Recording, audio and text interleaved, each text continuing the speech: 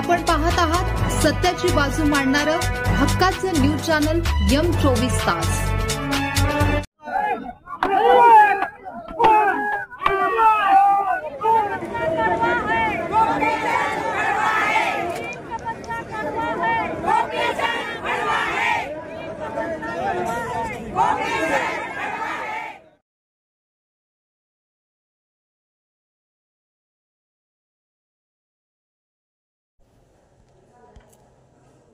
पडळकरांच्या वादग्रस्त विधानामुळे सांगलीच्या राजकारणात नवा संघर्ष। निषेध मोर्चाकडून कारवाईची मागणी। भाजपचे आमदार गोपीचंद पडळकर यांनी जत येथील एका कार्यक्रमात लोकनेते राजारामबापू पाटील यांच्या नावाचा एकेरी उल्लेख करून आणि आमदार जयंत पाटील यांच्यावर खालच्या पातळीवर टीका केल्याने सांगली जिल्ह्याचे राजकारण तापले आहे। पडळकर यांच्या या वादग्रस्त विधानाचे वाळवा तालुक्यात तीव्र पडसाद उमटले असून राष्ट्रवादी काँग्रेसच्या शरदचंद्र पवार गट कार्यकर्त्यांनी शुक्रवारी ईश्वरपूर येथे निषेध मोर्चा काढून त्यांच्यावर कठोर कारवाईची मागणी केली। पडळकर यांनी केलेल्या वक्तव्यामुळे जयंत पाटील यांच्या समर्थकांमध्ये संतापाची लाट उसळली।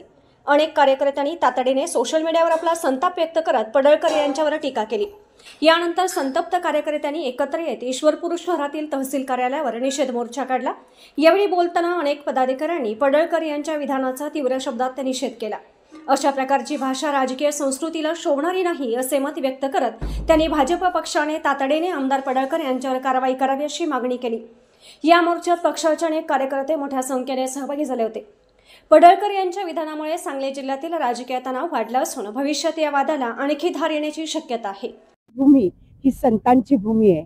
इथली वाणी अतिशय मधुर आहे अशी सगळ्या देशभरात ख्याती आहे। पण या भाजप सरकारांचे एक एक जर आमदार बघितले तर अतिशय अर्वाच्य आणि खालच्या दर्जाचं भाषा वापरून इतरांच्यावर टीका टिप्पणी करत असतात।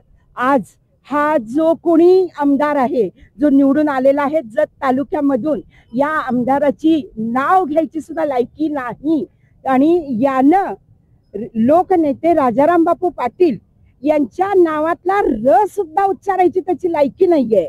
आमच्या साहेबांनी माननीय जयंत पाटील साहेबांनी जेवढं काम केलेलं आहे जेवढे वर्ष काम केलेलं आहे तेवढा या कुत्र्याचं वय सुद्धा नाहीये। पण तरी सुद्धा हा माणूस त्यांच्यावर काहीही बोलत असतो। मी माफी मागते की माझ्या तोंडातून ही शिवी गेली पण त्याशिवाय त्याला पर्याय नाहीये।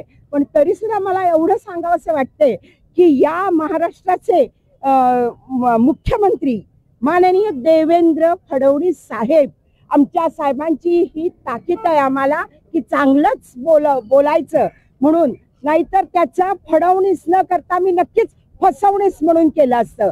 त्यांना एवढी तरी अक्कल पाहिजे की आपले आमदार काय बोलतात आणि कुणाविषयी बोलतात आणि कुठल्या लेवलला जाऊन बोलतात त्यांना आवर घालायचं काम यांनी केलं पाहिजे। आणि म्हणूनच मी स्वतः मागच्या महिन्यात एक निवेदन दिलेलं आहे तरी सुद्धा या फडणवीस साहेबांना जाग आलेली नाहीये। आणि म्हणून मी स्वतः माझ्या सगळ्या मुस्लिम बांधवांच्या तर्फे मी या गोपीचंद पडळकराचा आणि या महाराष्ट्राच्या मुख्य खुर्चीवर बसलेल्या मुख्यमंत्र्यांचा आणि त्यांच्या सरकारचा तीव्र निषेध करते। मला एवढंच सांगायचं आहे।